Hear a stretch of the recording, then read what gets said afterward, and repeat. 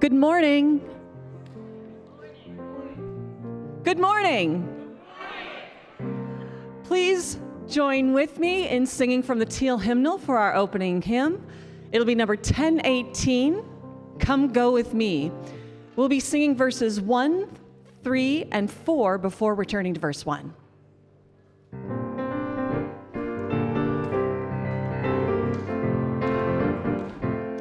Come and go with me to that land. Come and go with me to that land. Come and go with me to that land where I'm bound.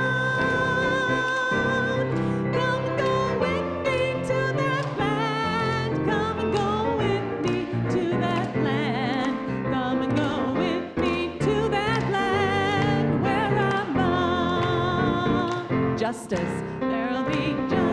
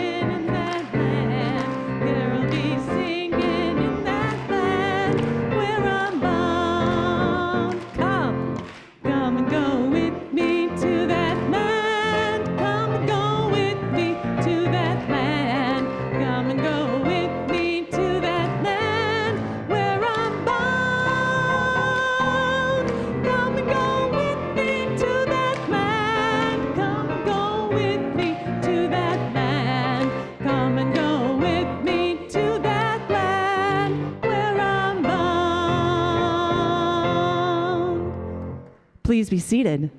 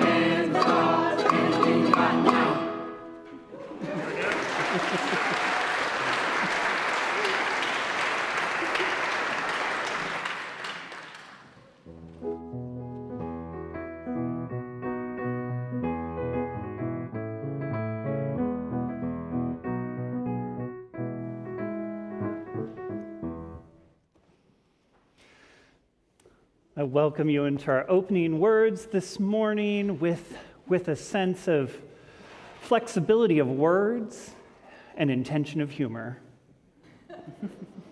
Today, God is running late, trying to find their seat, scanning the room for someone they don't know or someone they do know. God's feeling evangelical, but not in a judgy way, mysterious, but not manipulative. God can't stop thinking about the James Webb Telescope and the possibility that time is not linear, which God might have guessed from never-ending urgency of some upcoming election. And the likelihood that sometime next week, Halloween candy will show up in the grocery store. God is tired of grief and white supremacy and the warming of the oceans, not to mention God usually comes to the later service like you. And it's hot. Why hasn't the climate-friendly air conditioning been installed yet, God wonders. And of course, we're all like, no kidding, God, can't you do something about it? But God's hearing aid batteries ran out.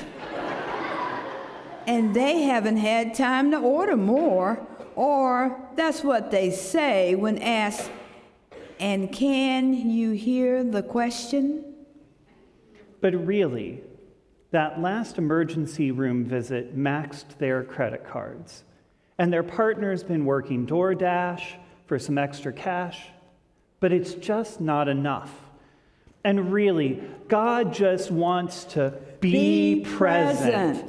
Stop worrying about everything. Sing, breathe, laugh. We got you, God, we say. We'll settle in, we'll be present, and we'll sing. We'll tell stories and breathe deep. We'll remember ourselves and offer whole galaxies of gratitude for all this beauty, for still blooming salvia and full apple trees, zucchini bread, and the U.S. women's soccer team. For protest letters and entire villages of people saying, you are safe here. God, your creation is not yet done creating you. Come, let us worship together. As we light this flame of hope, may our congregation become a kaleidoscope of souls and people. In the presence of this flame, in me, in you, in us, is an invitation to sit at the table. May we tend our soul fire through these challenging and trying times to open the hearts and minds of all who enter our doors.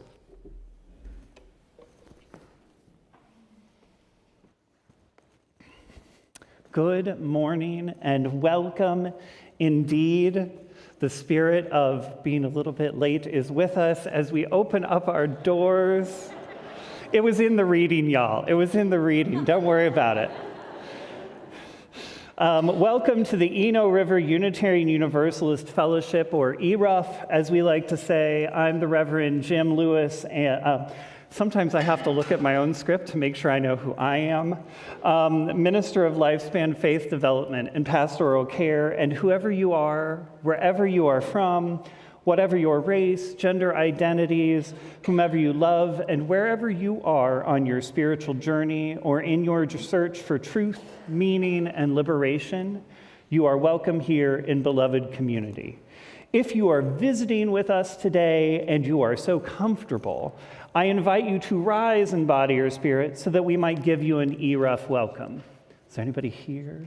Anybody here? Welcome, welcome. Welcome, welcome, also welcome, and welcome, welcome, welcome, welcome. Yes, thank you for choosing to spend your Sunday morning with us. And also, if you're watching on the live stream and you have access to the chat, I would invite you to place your name there and somebody can welcome you online. If you are visiting with us today and have children with you, they are welcome to participate in our religious exploration classes for our children. And so you would simply follow the other families out of the sanctuary after a special thing that will happen today, which you will see, but you will see kind of everybody kind of flow that way. And one of our RE folks will take care of you and your child, help you figure out what the routine is and how you might be supported in engaging that. Also, if you are a visitor or newcomer, actually, Michael, is this happening next week too? Are we inquires next week? Yes. Okay, great. So every Sunday, I can say every Sunday, it's true. We have an inquires class for newcomers that happens at 10 o'clock before this service. So if you're interested in finding out more about ERUUF or Unitarian Universalism, you are welcome to show up to that class at 10 o'clock in the building next door, which is the Care Building. Couple of other things to know. This Thursday evening, September 26th at 7 o'clock, we will be having a multi-faith Pride Vespers right before Durham Pride, which is coming this weekend. It will be here. We will have some people from other faith traditions coming in and who will be part of that service. So we hope you can come if you can come. And next Sunday, the 29th, we will only have one service. If you show up for the 11 o'clock service next week, you will be late. You will be very late. Probably nobody will be here. But there will be a 9 o'clock service because the Durham Pride Parade has been moved to Sunday this year. It's usually on Saturday, but it's been moved to Sunday. So we are having a 9 o'clock service. So you can show up to that and wish the marchers well or wish yourself well as you go to march or attend the parade. So now would be a great time to check any devices on you that make noise and put them in worship mode. They make lovely music sometimes, but we're going to encourage them not to add music to the service at unexpected times. And just take a deep breath in. And let it out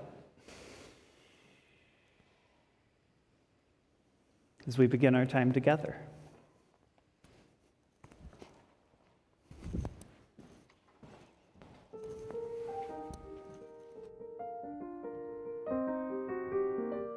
I'd like to invite, the mic, there we are. I'd like to invite our smallest and our mediumest and our tallest and anyone who is young at heart to join me down here for the Time for All Ages. Good morning. Oh, I see some people I recognize a lot. And some I recognize. Yeah. Good morning, good morning. It's good to see you all. All right. Oh, I see. All right. All right, let's get to our story. So, our story today is called The Invitation. Now, does anybody know why we might be reading this story today? Well, they're still coming. Keep coming. So, all this month in September, we have been thinking about and talking about and learning about the practice of invitation to be welcoming and to feel welcomed. And so this story is about an invitation and someone who worries a lot. Who among us are big worriers? Oh, yes. And I'm sure there might be some that worried about whether they should raise their hand. Yeah, so anyway, you're in good company, all right? So I love this story, and it's got beautiful artwork, so I hope you enjoy. And my mic keeps having issues. I have a lot going on behind my ears. Hearing aids, glasses, no. All right. It was a beautiful fall day when Fern pulled a mysterious yellow envelope from her mailbox. The sun was shining, the birds were singing, and the leaves were turning from green to gold, but Fern didn't pay any attention to that. Instead, she stared at the mysterious envelope, worrying about all the things that could possibly be inside. The more Fern worried, the longer she waited to open the envelope, and the longer she waited to open the envelope, the more she worried. Questions clouded her mind. You see the clouds forming above her head? What if something's happened? Fern wondered. What if it's bad news? What if? Fern worried so hard and wondered so long that she didn't even notice her friend Vaughn appear on the front lawn. "Beautiful fall day," Fern called. "What's that you have there?" "I don't really know," Fern replied sadly. "Then you should open it," called Vaughn, swatting away the storm. "Whatever it is, we'll face it together." And so, with Vaughn standing beside her, Fern slowly tore open the mysterious envelope. Super special surprise exhibition. Does anybody know what an exhibition is? Have you been to a museum? All right, well, the things at a museum are called exhibits. And so an exhibition is the things pretty much at a museum. So it's an invitation to a museum. "But I don't like surprises," Fern said. "What could possibly happen?" asked Vaughn. Fern thought about this important question, clutching the invitation close to her chest. "I have a great idea," Vaughn said with another swat. "I will go with you to the museum." Reluctantly, Fern agreed. As they walked, Fern continued to worry and wonder. "What if we can't make it in time for the super special surprise?" Fern asked. "Well, then we'll ask a friendly chipmunk for a shortcut through the forest." "Of course," Vaughn replied. There's the chipmunk. "But what if a tree suddenly falls and blocks the shortcut?" Fern asked. "Well, then we'll ask a grumpy bear to lift it for us." "Of course," Vaughn replied. "But what if all that lifting makes the bear hungry?" Fern asked. "Well, then we'll take him to the cake shop for a treat." "Of course," Vaughn replied. "And what if he gets a toothache from all that cake?" Fern asked.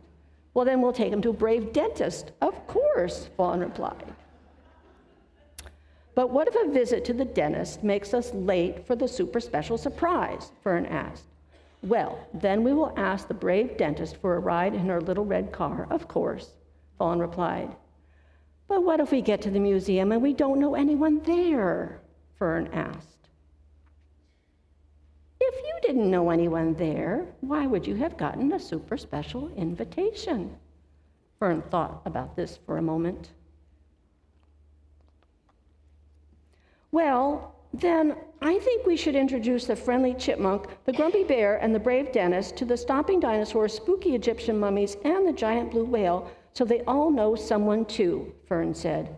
"Of course," replied Vaughn. "And if they have nothing to talk about, maybe we can ask the noble knights in shining armor to serve up the rest of the grumpy bear's toothache cake in the medieval wing." "Of course."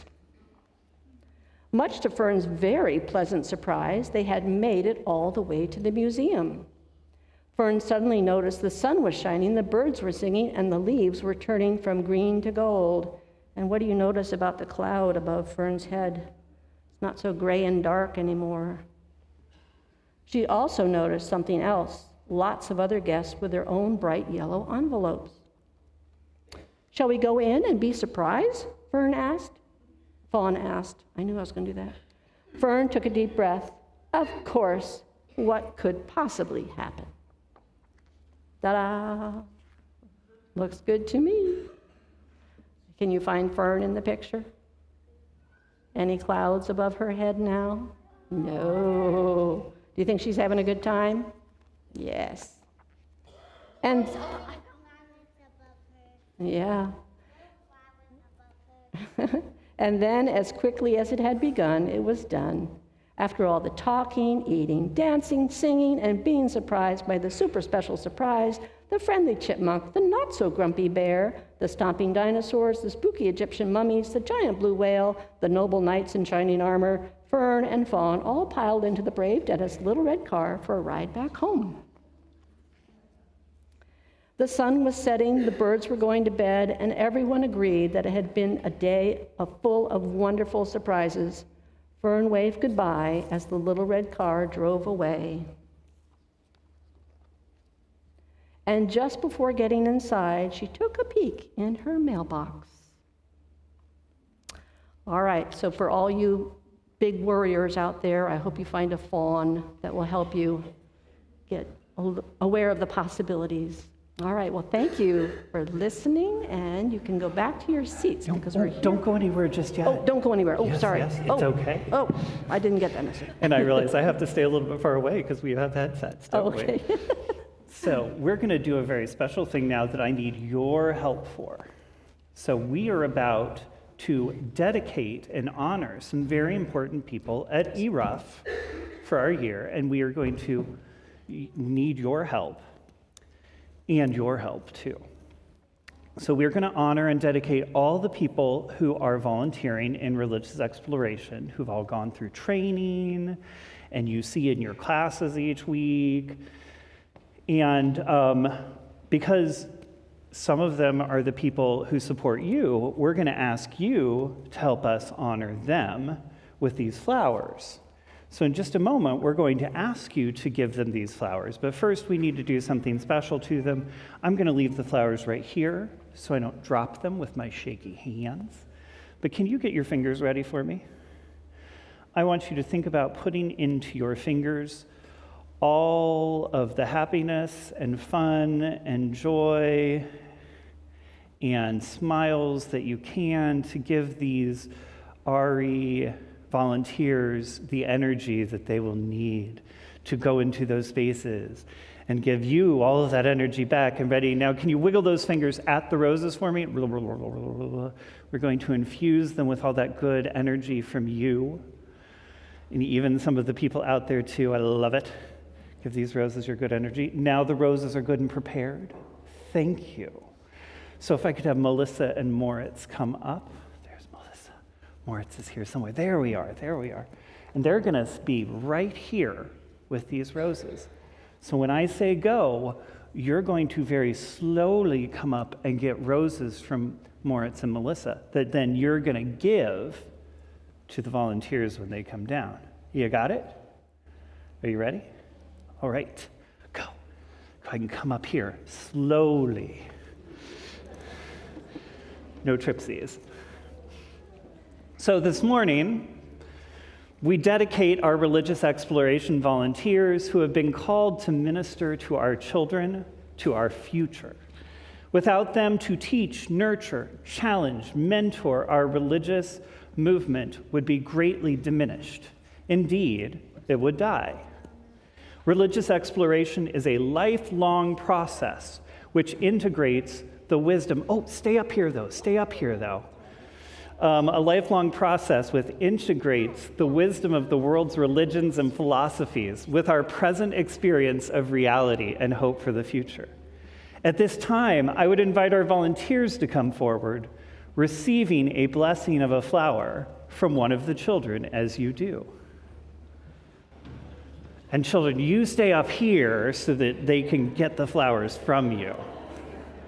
Logistics, my friends, I love it. Many people who discover our religious movement say they first came so that their children could have a religion. And volunteers, you can come all the way up so we can see your lovely faces. It may take you a second because sometimes aisles get full. And this is only a percentage of our volunteers. Many people who have long been a part of Unitarian Universalism have valued having a spiritual home that holds and supports their children's exploration. As children grow and discover our religious roots, you, the volunteers, will be on a journey. For some of you, this is a new adventure. For others, a continuing experience. We are entrusting our future and our faith into your hands. There are no words to express our appreciation for the work that you do with our children. And we want you to bring both your heart and your mind, your love and your reason. We know that you are fully capable and you will bring yourself in all you do. We also want to bless our RE staff, who hold the center of so many things our children and youth do, as well as support our volunteers. So Melissa and Moritz, You also take flowers with you today that have been blessed. And after the service, I'll be taking flowers to our office for all our staff as they support the work of RE through their roles. In that spirit, we dedicate you all. RE staff, will you join me in these words? We dedicate these volunteers to be a crucial part of the nourishment of our children's spiritual growth. You have chosen to teach our children will have the special blessing of being not only part of their religious development, but a loving part of our children's memories. Volunteers, if you agree, please repeat the following words that you will see at the top of the screen. We recognize, trust in us. We covenant to respect our children as the individuals they are. Encourage exploration, growth, and keep them safe. And children and youth, you can see the words up there, but would you please repeat them after me so I make sure that we can help our not yet readers. We appreciate the time, energy and love that you will be sharing with us this year. Thank you. And now, will the congregation please rise and body your spirit? Do you, as the congregation of this liberal religious community, covenant to nurture and support these volunteers called to minister to our children, as well as acknowledging the great importance of religious exploration for all ages? If so, please respond with the words on the screen. We covenant.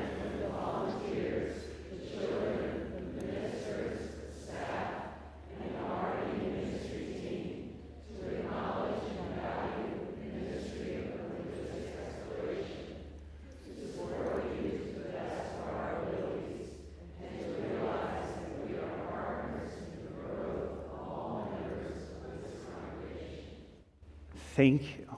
And now we return to our adventure of religious exploration in all of our different spaces to show your support. If you are in the pews, we ask you to wiggle your fingers in the air if you would like, as our children, youth, and teachers of volunteers are sung out and continue their exploration in the care building.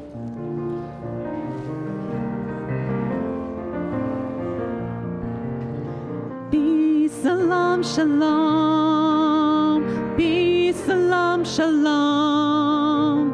Peace, salam, shalom. Peace, salam, shalom.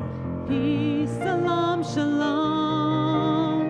Peace, salam, shalom. Peace, salam, shalom.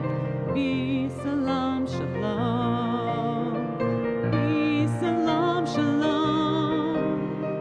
Peace, salam, shalom. Peace, salam, shalom. Peace, salam, shalom. Please turn and greet your neighbor.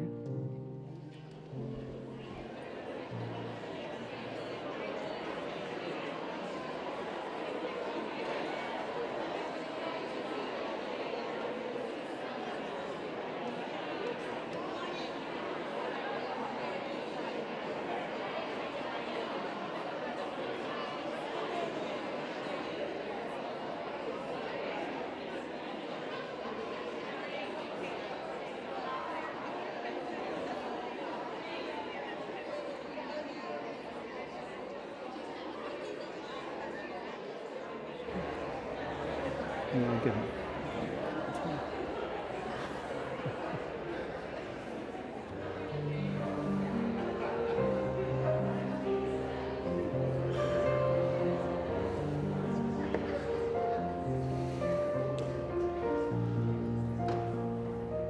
I love the blessed sound of chatter, the blessed sound of people still talking excitedly. I'm like, yes, yes. So, let your bodies become comfortable where they are, as comfortable as possible. If you are comfortable closing your eyes, you may do so, or let your eyes lose focus. as we enter into this time of prayer, meditation, and deepening. Creative Spirit, source of life and love, we give thanks for the beauty of this day, for the company of those assembled here. Thanks for the breezes of change, clearing our heads and bringing fresh ideas. May they cleanse our minds of the oppressions and isms that divide us. Thank you for the flame of hope, the heat of righteous anger, the warmth of compassion, and the fire of commitment. May they bubble the cauldrons of transformation. Thank you for oceans of love, rivers of connection, tears of relief, and pools of serenity. May healing waters flow over us and through us and among us, wearing down the sharp rocks of despair to bring joy in the morning. Thank you for the good earth beneath us, around us, and within us. May we take this clay and co-create a new realm of justice and beauty. Thank you for all these and more. We accept our gifts and commit to building, sculpting, painting, singing, and dancing them to life, to abundant life. Each week, we also hold in our hearts the joys and concerns of this community, be they global, local, or here at ERUUF. This morning, we hold concerns and challenges in the broader community. We hold all those affected by the ongoing conflicts in Sudan, Gaza, Ukraine, and around the world. We hold concerns here at ERUUF. We hold Alan Hollister and the Hollister family at the death of Susan Hollister, who passed away on Thursday morning, September 5th. Her celebration of life will be held here at ERUUF on November 9th. We hold Mark McEntee and his family in their grief at the death of his mother, Coraline McEntee, on Wednesday, August 28th. And we hold Melissa Everly Kosek as she is pursuing treatment for mast cell activation syndrome. We hold her and her family as she and her medical team discern how helpful treatment will be. Let us now take a breath as we hold these concerns amidst all of the concerns that remain unspoken.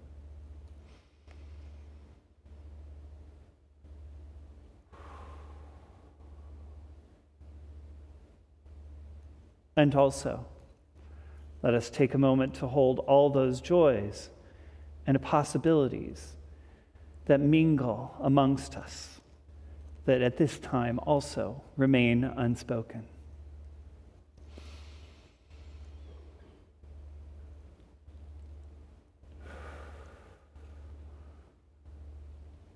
May we continue to share warmth throughout these moments on the journey. Amen, and blessed be. We'll remain seated for our meditation hymn. It's number 1048 in the Teal hymnal, Ubi Caritas.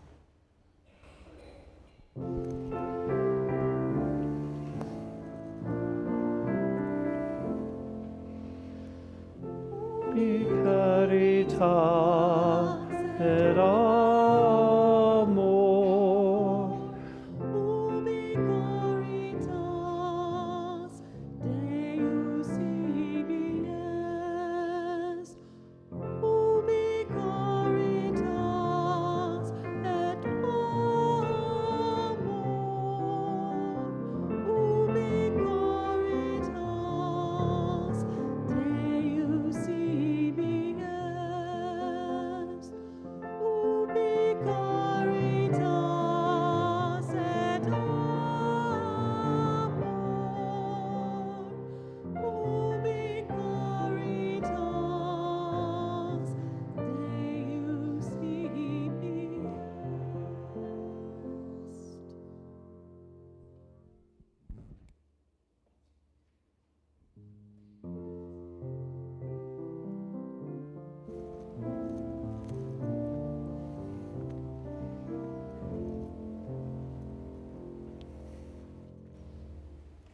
So this morning, I've asked a group of ERUFians to present us with their reflections on a practice of invitation and how that has spoken to them about welcoming in this space. Now, you may notice we are in the week of Durham Pride, so it is a group of LGBTQ individuals. Now, I want to assure you that if you are straight and/or cisgender, you too are welcome here. But there was a theme in the asking, so just know that in advance. I know many of you happen to be straight and/or cisgender, and that is lovely too.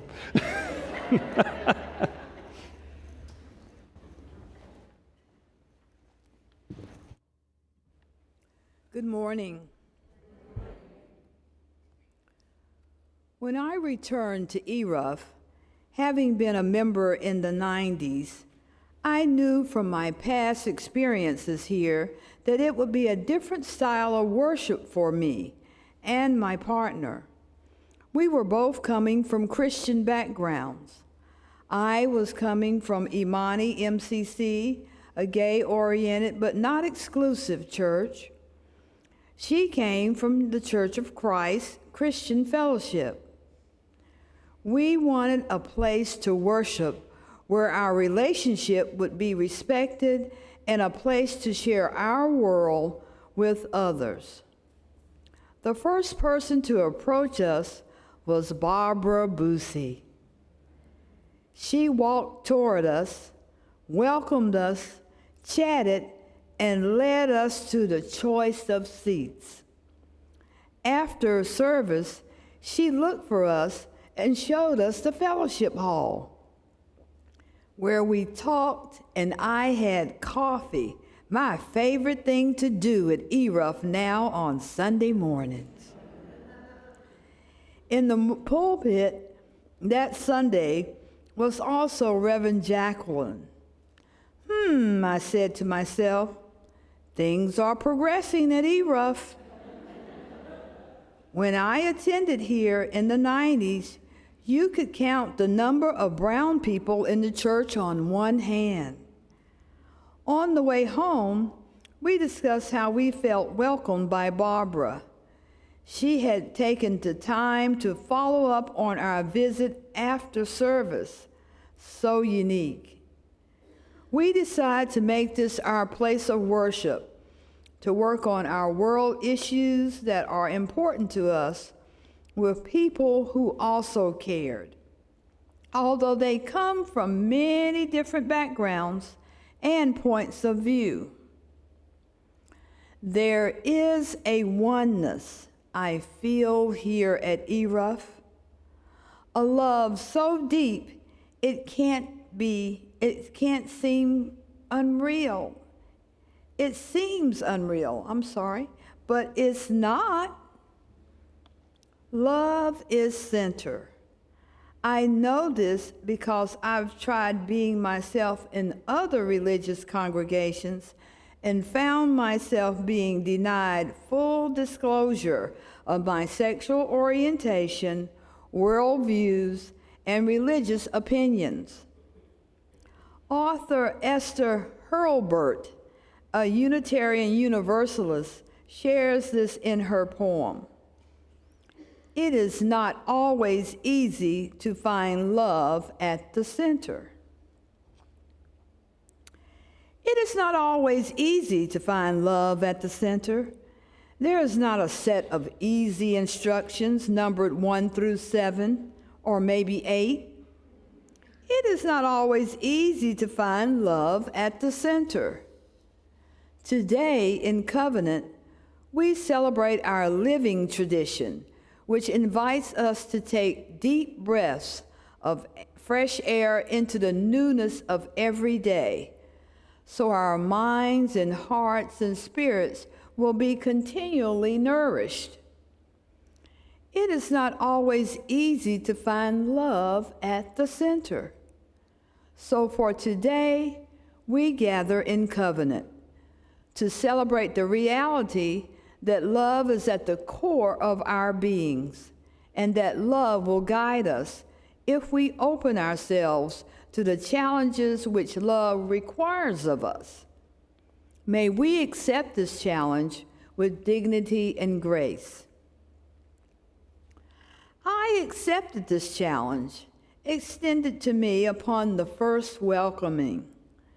I welcome you today. And I'd like for you to know that I'm wearing white today as a reflection and honor of one of my favorite artists, how could I forget his name now all of a sudden? Who just passed away, Frankie Beverly. And Frankie Beverly wore white all the time, and we wore white to his concerts. But his family says white was his way of showing a reflection of love. And so this was his color of love, and that's why he wore that.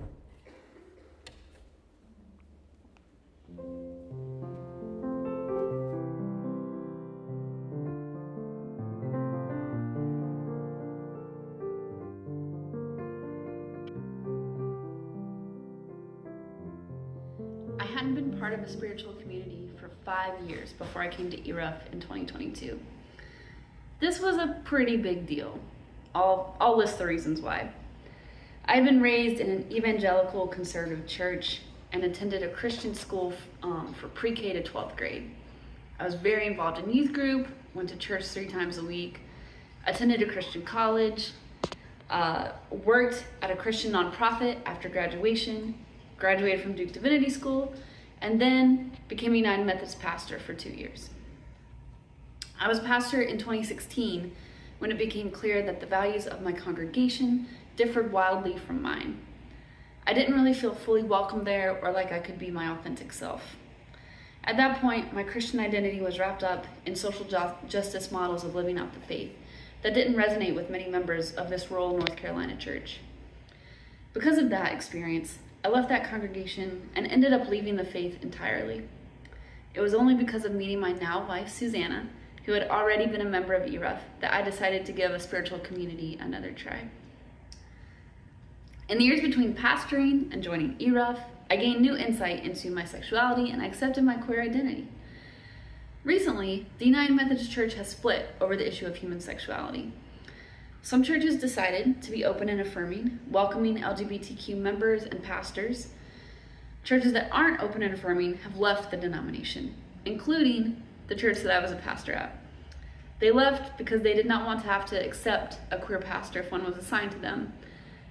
Little did they know that one already was. Looking back on the years of my life that were wrapped up in those non-affirming Christian environments, I think about how I wasn't able to explore my queer identity because it was taboo and sinful, and so it stayed hidden for a long time from myself and from the world. It makes me really sad to think about all the time that I and so many other people in similar situations, all the time we've lost because of the limited options of ways of being that were presented. Coming to ERUUF, a place that wholeheartedly accepts and values queer members, is refreshing to say the least on so many levels. It's an entirely new experience for me.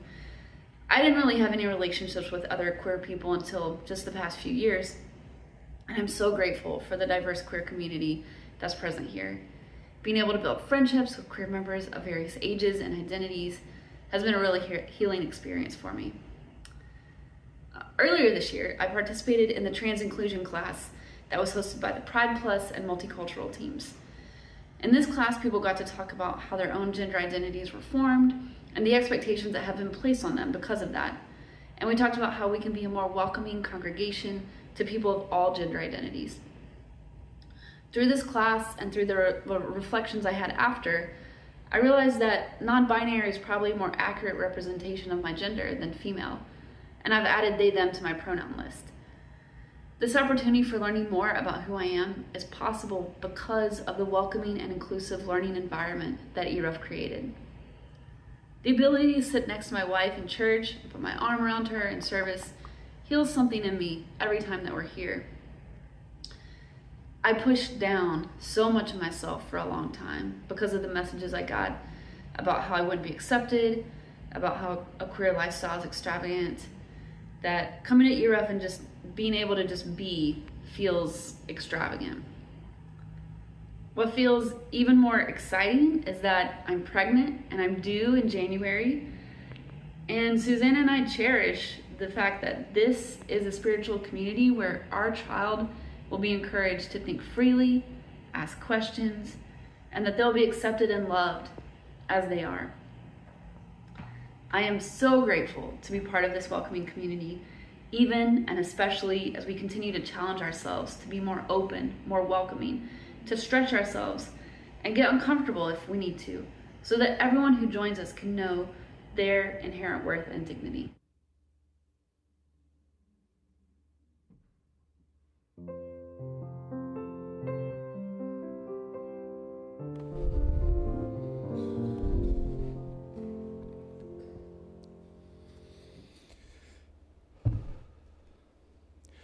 What brings you to ERUF today? I ask that question a lot to our visitors as I stand outside greeting folks, and folks ask me that same question. So when we ask, what brings you to ERUF today, what we're really asking is, what's your story? So I'm going to tell my story.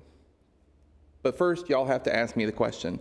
So on the count of 3, at the same time, I would like for you to ask, what brought you to ERUF? Ready? 1, 2, 3. What brought you to ERUF? Thank you for asking.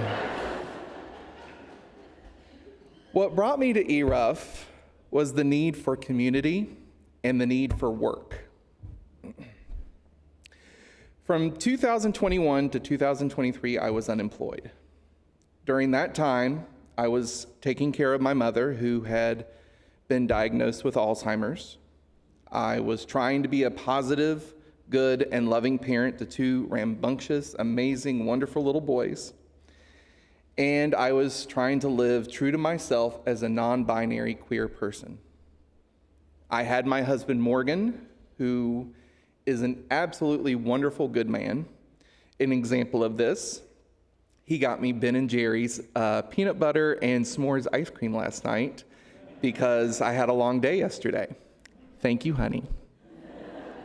He's watching right now. But in terms of community around me, for the most part, I was alone. I had my projects. I built really great relationships with people.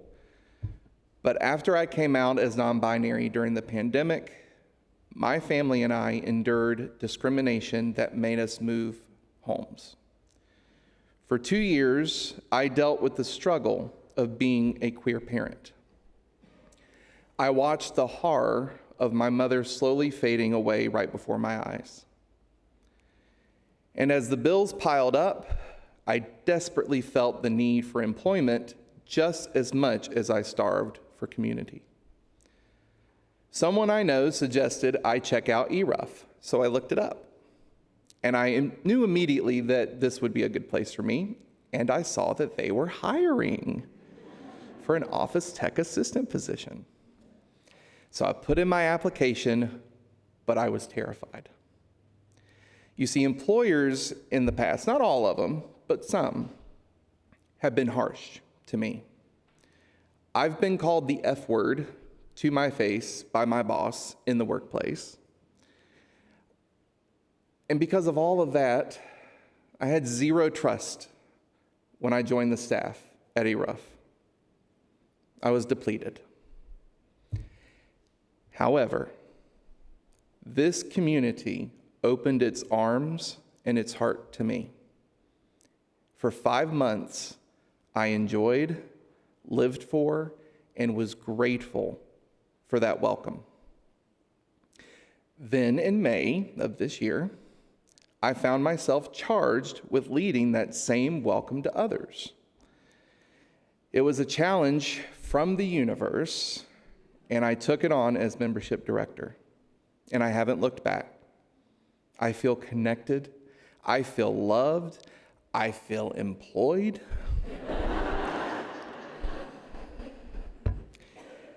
Everyone who walks through these doors has a story. All of you have a story. Everybody watching online has a story of what brought them to ERUUF. Most of the time, these stories are kept private. Some, like me, don't unveil themselves right out the gate. We wait. We observe. We look through a lens of trauma to inform us whether or not our senses deceive us.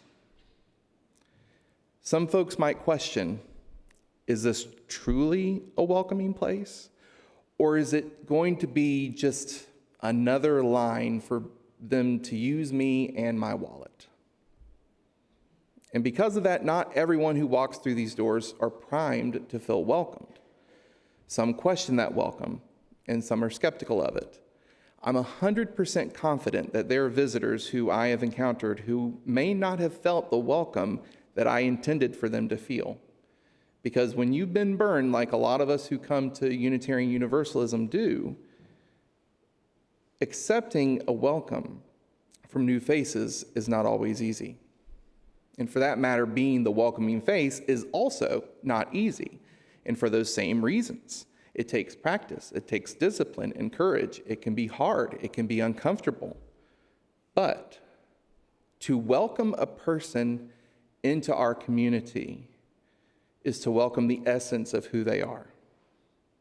Their spirit, if you will, or if you want, their heart. We welcome the person inside.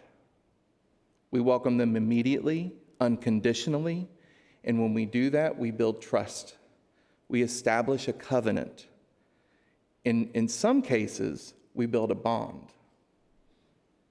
We say, I open the doors to welcome you wherever you are in your story. Or we respond, I accept and embrace that welcome from you as the next chapter in my story. So I ask you, and this is your part again, what brings you to ERUUF? What is your story? I bet beneath the colorful language, the buzzwords, and the politics, you get to the center of why you choose to be here. It's because you're seeking love and connection. Of course you are. We all are. It's why I'm here. I'm so grateful to have found it. And it has become a purpose in my life to help you find yours here.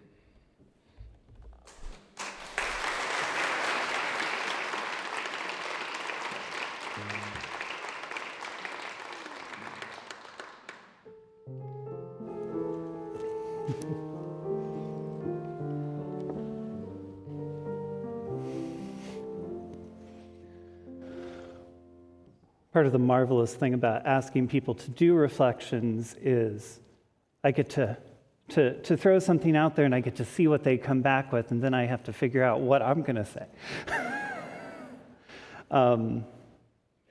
So it's always wonderful in this case to have two members and a staff member reflect for us.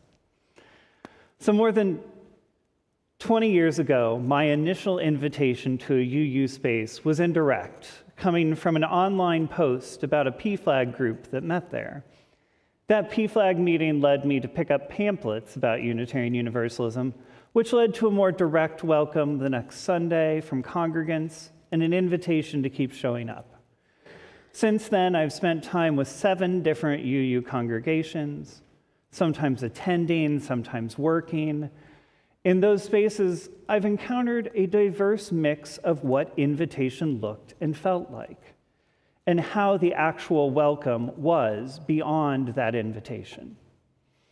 I will say it's delighted me that when I asked our 3 folks today to reflect on their experience of the practice of invitation and how it connected to their feeling of welcome, their responses were, on the whole, quite positive.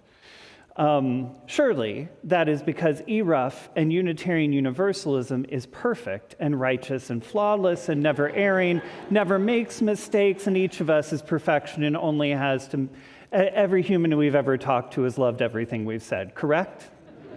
Am I right? Right, we're perfect, right?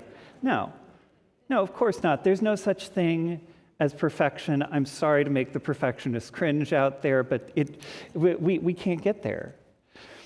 But what I believe is true about Unitarian Universalism, and this morning in this case, ERUUF specifically, is that we must engage in a practice of invitation as a community. Now, what does it mean if I say that UUs have engaged in a practice of invitation? Well, if I may go back in history briefly, let me say this. If we go back into the history of Unitarian Universalism, or further back to the American Unitarians and the American Universalists, or way further back on the Unitarian side to our Puritan, yes, Puritan forebears, scandalous. You would never believe it, but it is true. It was a while back, though. There are many points in that history that many of us in this room, for so many reasons, would not have been invited to be here. Take that in for a second. If the invitation of our forebears stayed the same as it has generations and generations ago, how many of us in this room, for some reason, would not be invited to be here? So many of us. Some of us would not have even been imaginable to them. But don't get discouraged at that. I bring good news. My point is that Unitarian Universalism is not something pure. It is not something righteous that has always been perfection. It doesn't need to be. It has required a practice of invitation to become what it has been at every stage, and what it is now, and what it will be. It has required us to invite new ways of thinking, of feeling, of believing in. This is the living tradition that Jaye mentioned earlier. It has required us being invitational to new folks at various places in our history, realizing where our invitation has fallen short and doing something about it. It has required us inviting new folks to join our clergy. You know, I even think about if you go back to the 1970s, really most of our ministers were white men, white cis straight men, even in the 1970s. There's a lot that's changed since then. UU, and really ERUUF specifically, required and had a group of people that came together to work toward community. We wouldn't be here today without generations of ERUUFians imagining, reimagining, and reimagining, and ad infinitum what invitation into this space could be. And when I say we wouldn't be here, I mean the broad ERUUF, like this building, everybody in this room. But our speakers today wouldn't be here. 3 of us identify as non-binary, Michael and Mo and myself. And that's something that invitation wasn't even being thought of for UUs maybe 20 years ago. And like Mo had mentioned, when the Methodists have recently had a split over LGBTQ inclusion, guess what? UUs have not always been inclusive of queer folks. Scandal, but true. Now, there wasn't a split. And I joke that often UUs are fumbling with the same things that everybody else is fumbling with. We often get to it a little bit earlier. Sometimes we get it right and good. Sometimes we're still working on it. And that's part of the process. But all of that imagining and reimagining that we are doing and then putting into practice reminds me of what Adrienne Maree Brown has referred to as imagination collaboration. Inviting someone to be a part of an idea or to create an idea with you. She spoke of wanting to collaborate with someone and saying to them, I really want you to be part of the work that I'm doing. I'm not going to move too far forward with imagining what that looks like because I want us to co-imagine it. she continues, part of the reason why, Adrienne Marie Brown, part of the reason she wanted to work with this person is because this person's imagination was very different from hers. She was a builder. Adrienne Marie Brown says, I'm more of a dreamer. I'll imagine a house floating in the sky with waterfalls pouring off the edges. I could think that up. But she would be like, right, so we need hoverboards to lift it up. We need a light aerodynamic structure that could actually move. And then we need some way to catch and recycle the water. Different things are required. Different people are needed. In UU spaces, I hope that we are co-imagining our future. I think about our theory of change work, our thoughtfulness around what would it be if this community looked like the Durham community with all of the racial diversity that was part of that. That's part of that theory of change work. And it's not quick work, and it's invitational work. And at times, it's about pre-imagining that future, making space for people to be invited, making sure that space is welcome. And I think an important piece of that is what Michael had mentioned. It's that seeing that spirit in somebody. And this is tricky for human beings, to see us as we are. Because often we see each other the way we think somebody is from the outside. This is just part of being human. Like, I think if you're in any kind of close relationship, for instance, a marriage, try and think about, do you know the internal experience of your spouse? And from there, expand it out to a community. That can be real challenging work, to get that deep into knowing somebody.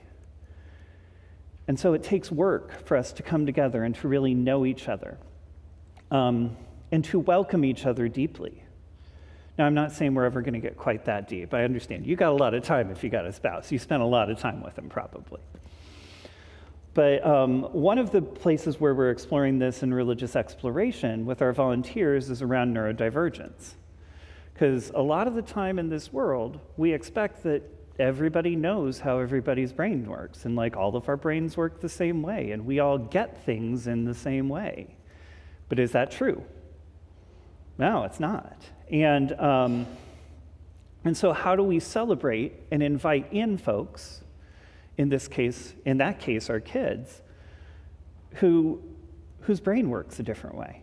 And one of my colleagues, Jen Blosser, says, all brains are beautiful, and all brains work differently.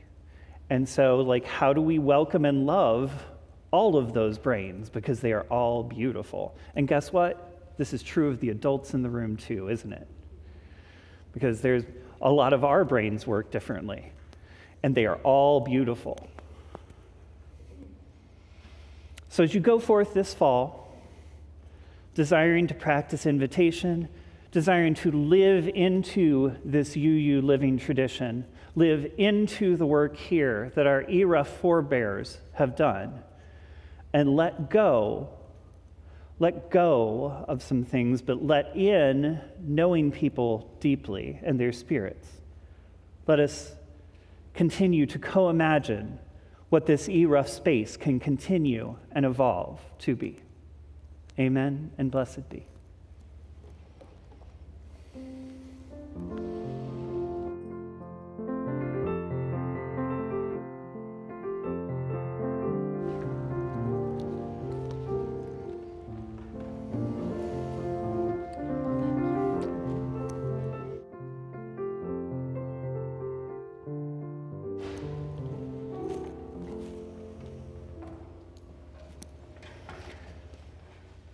It takes many resources as we weave the fabric of beloved community in our congregation.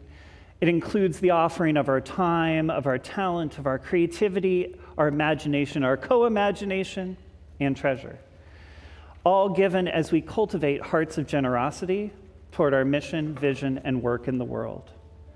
As the greeters come forward to pass the collection pouches, you may place something into it, or we invite you to point your device at the QR code on the screen, or use the QR code on one of the cards you'll find in the pew racks. and that'll take you right to the online giving portal. If you need assistance with any of this, come say hi to us in the office directly after the service. And now River Folk will continue with the offertory.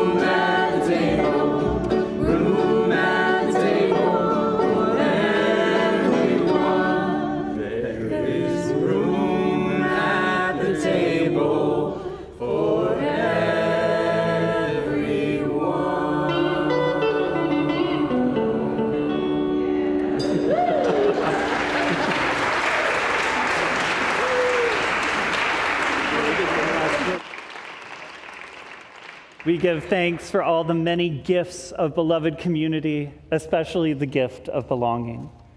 And now Joyce will lead us in our closing hymn. Please rise in body or in spirit. Let's sing from the Teal hymnal, number 1024, When the Spirit Says Do. The words will be on the screen.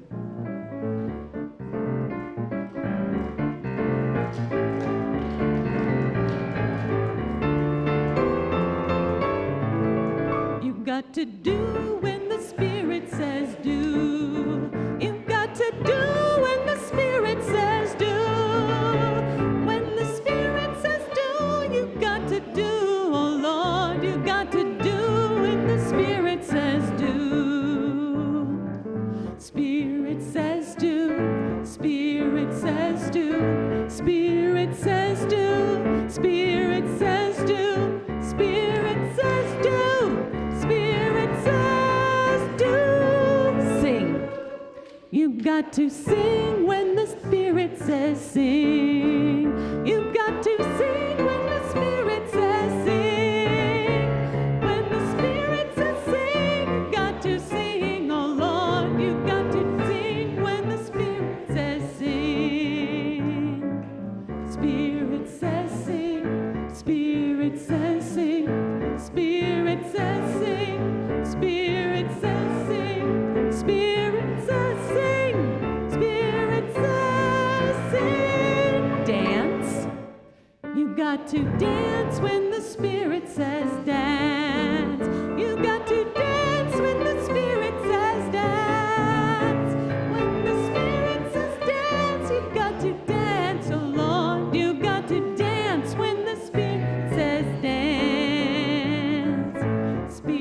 Spirit says dance.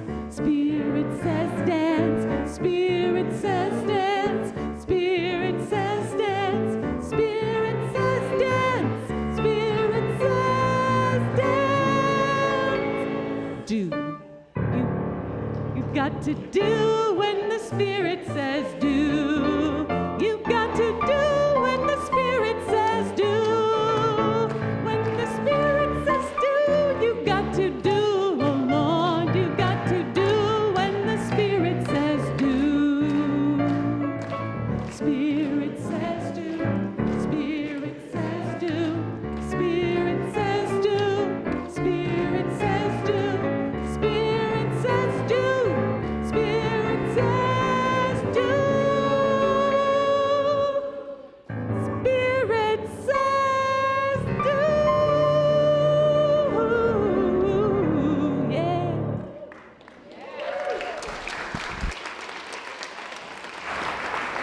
So today, like Reverend Gretchen Haley's words, we started with, we settled in. We were present, we sang, told stories, breathed deeply, remembered ourselves, and offered galaxies of gratitude for all of this beauty. And as we move out of this space into a time of togetherness and out into the world, let us remember that we are never done creating ourselves, that this community is never done creating itself. May we hold that beauty of what is alongside the evolution of what has been and what this community shall become through our welcoming invitation. Amen and blessed be.